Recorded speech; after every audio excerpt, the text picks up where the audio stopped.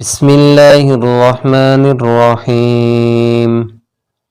القارعة ما القارعة وما أدراك ما القارعة يوم يكون الناس كالفراش المبثوث وتكون الجبال كالعهن المنفوش فأما من ثقلت موازينه فهو في عيشة راضية وأما من خفت موازينه فأمه هاوية وما أدراك ما هي نار حامية.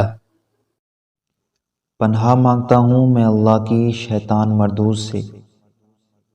شروع اللہ کا نام لے کر جو بڑا مہربان نہایت رحم والا ہے۔